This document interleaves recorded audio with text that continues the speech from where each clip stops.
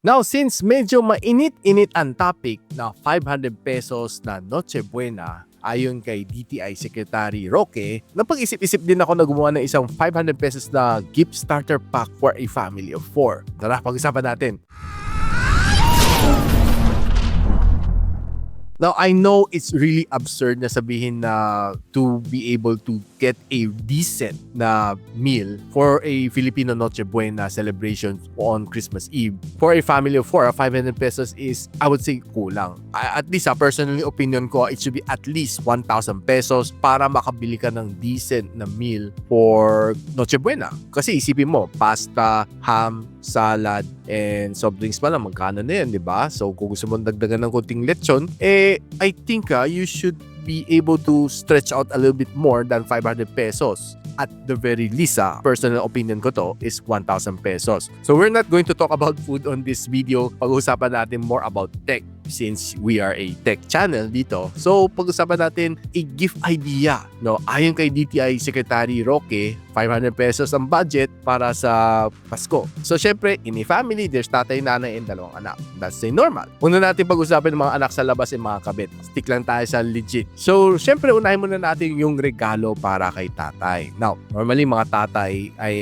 breadwinner. So, normally, they play games other than umiinom ng alak, I know. And normally, mga average Filipino ang phones nila is mga 10K below. And they play games like ML, PUBG, and mga Call of Duty Mobile. Honor of Kings, yan ang mga normally nalalaro nilang games. And of course, syempre, budgeted ka at 10,000 and below, expect mo naman na talagang iinit ang phone mo. So, well, sa init din ng panahon, di ba? So, one of my suggestions is to buy a game cooler para kay tatay. And perfectly, I have here, may nakita ko dito sa Lazada, no, a phone cooler that is just 193 pesos lang. Perfect na perfect to cool down the phone to give you a better experience during gaming. Kasi normally pag umiinit ang phone mo, mafe-feel mo may frame drops, naglalag siya, nagahang na yung phone mo, nakakainis, nakaka-frustrate. So mas lalong iinom yung tatay mo kasi natatalo siya lagi sa ML. Now with 193 pesos gone, we still have 307 pesos down. So syempre, check muna natin kung anong pwede natin bili. So of course, syempre, check muna natin kung anong gadgets pwede bigyan natin kay nanay naman. Normally, ang nanay pagod yan sa bahay. Naglilinis ng bahay, nagluluto, nagtuturo ng bata. Siyempre, there are times na, well, may days na magiging lazy si nanay. Gusto lang humiga manood ng videos sa kanilang smartphones. So I have here a suggestion also from Lazada, a lazy gooseneck na mobile phone holder. Meaning, pwede mo i-clamp to somewhere sa headboard ng iyong kama and imamount mo paharap sa'yo.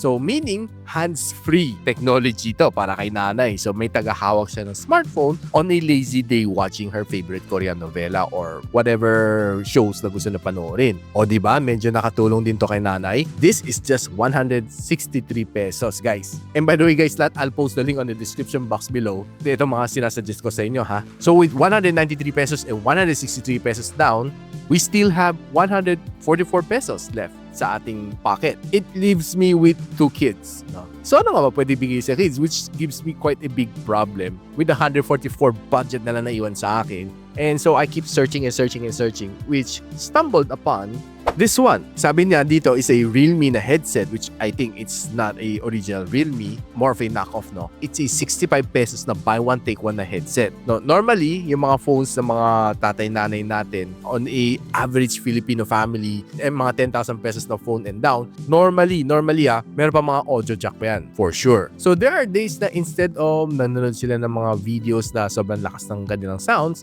you can opt to give them both their personal headphones or headsets, no? Para at least kung nag-online learning sila, mapapakinggan nila immersively yung lesson nila, and pwede din sila magsalita on yung microphone na yun, di ba? Kung mag-reply sila sa teacher, it would give them a better concentration. Personally speaking, kasi lalo na pag nag-loudspeaker ka tapos tumitila o yung manok sa likod, kumakahol si bantay, or kumakanta yung pusa mo ng meow, meow, meow, meow. Paano magle-learn na maayos ang anak mo, di ba? But with the headset na dedicated, mas maririnig nila definitely yung lesson nila coming from the teacher. Kasi personally, mga anak ko pa nag-online learning, they put on their own headsets. So with that down, less ka na tayo ng 65 pesos, we still have a sukli ng 79 pesos na savings. O di ba nakapag-isip tayo ng 500 pesos na gift set for the family of 4? Lahat pa yan suggestion ko is, well, for me, useful yon for the whole family of 4, of course. Now guys, kung meron kayo ibang suggestion na, well, hindi ko naisip, you can always pop it on the comment section below kung ano nga ba. Kung anong pwede nyo i-suggest for a 500 pesos na budget na gift starter package for 4 this Christmas 2025. And of course, lahat ng sinuggest ko, I'll link on the description box below. And of course, if you find this video helpful, don't forget to like and share it to your friends. And of course, in-encourage ko to subscribe dito sa ating channel so you get to, well, know more about yung mga current issues and of course, the latest and greatest tech dito sa ating channel. So paano yan? Hanggang dito muna ako. I'll see you on my next video. Peace out. And so, ako para si Richmond and you're watching Gadget Sidekick. Like and subscribe to my channel.